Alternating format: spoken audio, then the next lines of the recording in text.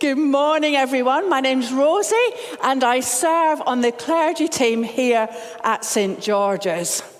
Thank you to Joseph for reading from the Bible for us this morning. We heard of two friends, good friends, the kind of friends that you can share everything with. A friend who sticks by you through thick and thin, even when you're grumpy and a bit short-tempered. Someone you can laugh and cry with. And if you're anything like me, in the space of the same 5 minutes, a friend that you can get by with. Maybe you're thinking of a good friend right now. And I'm wondering, what is it that makes them a friend? You've got a shared hobby, a shared interest. Maybe you're in the same class at school. Remember school? It starts again next week. It's a good thing. It's a good thing. Or maybe you share a life stage. Often, our friendships are built on common ground. We share something. And as part of thinking about this, would you turn to your neighbour and take a moment to talk to them about a good friend? You could say their name. You could say how you met, how long you've known them, and what makes you like them so much, and what do they see in you? So let's just take a moment, turn to your neighbour as you sit, and share about a good friend. Thank you so much. Lots and lots of common interests, lots and lots of shared hobbies. But let me tell you more about two friends who were polar opposites of each other. David was a shepherd, a giant slayer who played the harp. That's some combination right there. He wrote songs and he praised God and he looked after sheep. And Jonathan was a coveted prince, a crown prince, if you like, and he was extensively trained in battle. He was the son of King Saul, and everyone thought that Jonathan was going to be the next king. Jonathan was due to inherit the throne, to be king from Saul, but David was the one who was anointed king. Now, really, these two friends should have really been dead jealous and dead envious of each other, destined to be enemies against rather than for each other, competing against each other for the throne, to be the king, for these same worldly prizes. Yet, this unlikely pair, the shepherd who plays the harp and defeats giants, and this kind of really highly trained soldier, become the epitome of what a friendship should look like. And they show us, this friendship shows us the strength of human friendship and point us to the best friend of all in Jesus. So let's watch this video and find out a bit more about how this friendship started and how it ended up. David and Jonathan. This is Jonathan. Hey! Who was the son of King Saul and a warrior in Israel's army. This is David. Hey! Who would later become the king of Israel. Huh? After David defeated a great giant, he was brought before King Saul and he met Jonathan. They immediately became friends. Yeah! And Jonathan made a pact with David and showed him that by giving David his robe and weapons. Oh, hang on. From that time on, David was successful in all he did. Oh! And King Saul became jealous of David and very angry. Saul wanted his servants and Jonathan to get rid of David, but because Jonathan loved his friend David, he warned David of what his father was planning. Oh, no. Jonathan went to his father, King Saul, and talked him out of harming David. Okay. For a time, David was safe from King Saul's plans. Phew. But not long after, the king's jealousy and anger came back, and he tried to kill David. Whoa! David got away, and his friend Jonathan came to help him. I got it. Jonathan tried again to talk his father out of hurting David. No. But now King Saul was convinced he needed David to be gone. Jonathan was angry and sad that his father would not let his friend go. And he knew that David would have to go into hiding and run from King Saul. Jonathan met David one last time, and the two cried and said their goodbyes. Jonathan told David to go in peace and that they had a special bond in God's name. Then David left and lived a life on the run from King Saul, and Jonathan returned to the town. Even though they were separated, the two were the best of friends and were an encouragement to one another. Yeah!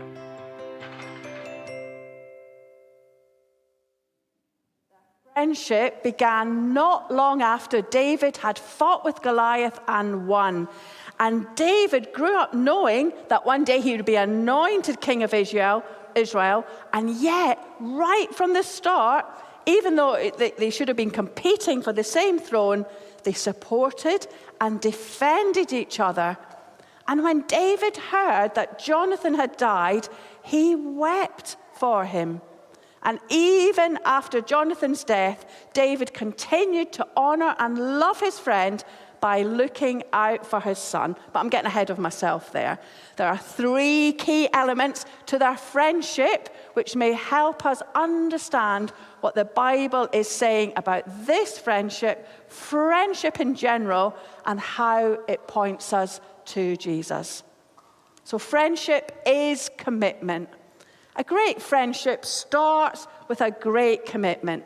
In our reading this morning, we heard how Jonathan and David made a covenant before the Lord, but it wasn't the first promise of their friendship. Earlier on in 1 Samuel, we hear, and Jonathan made a covenant with David because he loved him as himself.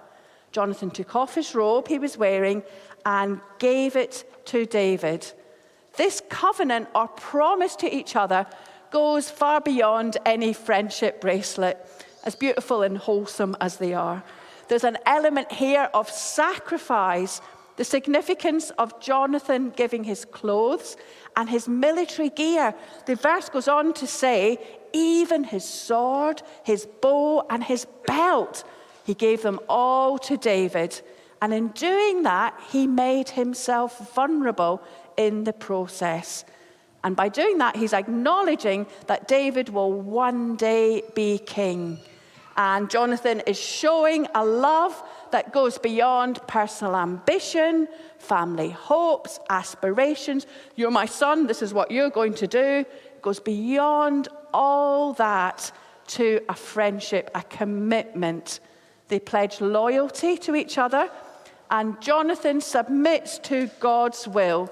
And in the giving of the clothes, he is symbolizing that right to the throne to David. The NIV puts it this way, says that they were one in spirit. But there's another translation which puts it that their souls were knit together. And I love that. It feels like poetry that David himself would have written.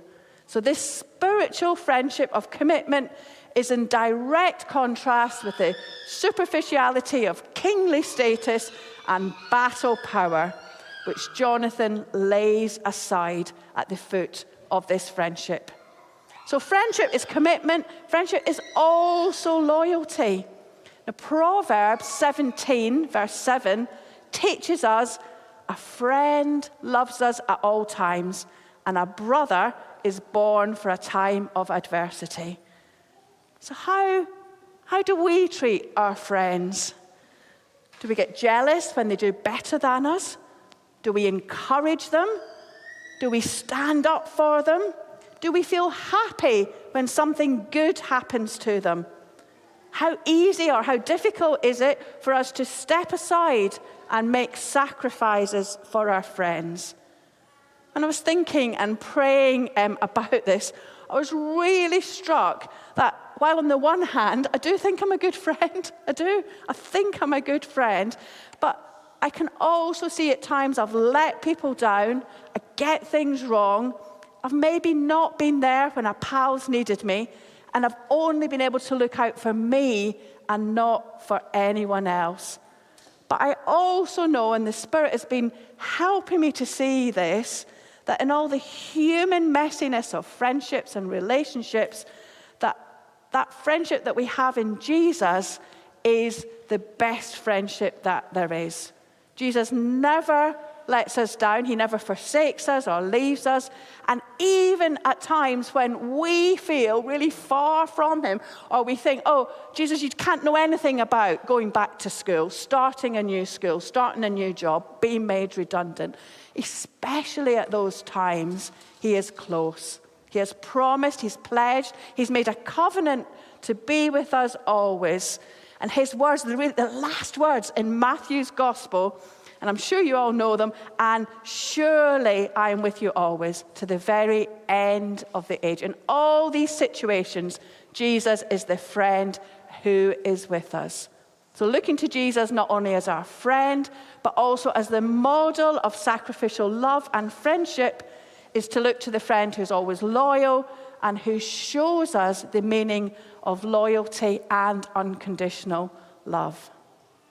And friendship is loyalty, it's commitment, it's loyalty, and it is selfless. In John 15, we hear Jesus' words, "Greater love has no one than this, to lay down one's life for one's friends." David and Jonathan made many sacrifices for each other in the name of friendship. Jonathan saved David's life by telling him about his own father's plans to get him killed. And after Jonathan's death, David pledged, he made another promise, or a continuation of that same promise, to look after his son. Their friendship was rooted in mutual respect and faith in God. And one of the joys for me of being a member here at St. George's, of serving on different teams and returning to church, to coming back to the God who'd never gone anywhere, has been recognizing the importance of surrounding myself with friends who encourage me in my walk with God, who support me through life's ups and downs. And we do have them, don't we? Just because we become a Christian or we come to faith doesn't mean to say that, oh, life's all brilliant from now on. We have our ups and we have our downs. And friends will see us through these times. Friends who challenge me. Maybe you've got friends who challenge you when I'm off track and who point me towards Jesus. So choosing to bring Jesus into my friendships, not being a fair weather friend, being less flaky, being more reliable, following the example of David and Jonathan, being loyal, for me means being supportive, ready to assist and to encourage, even, or perhaps we should say especially, when things feel complicated and sticky and messy, and to encourage each other. And that's why commitment, loyalty, and selflessness are key to any friendship. David and Jonathan's friendship has all these elements in the middle of adversity, in the middle of a father fighting to have him killed, in the midst of murder plots. They loved and encouraged each other in the Lord. They stood together through tough times, like a set of identical stone bookends. They met as young men and warriors, and our last glimpse of their faithful friendship is of David mourning Jonathan's death. It's a great example of a great friendship, but the greatest friendship of all, and the one that this points us to, is the friendship that turns our lives upside down. Our friendship with Jesus, who by dying on the cross, rising again, promises to be with us and to never let us down.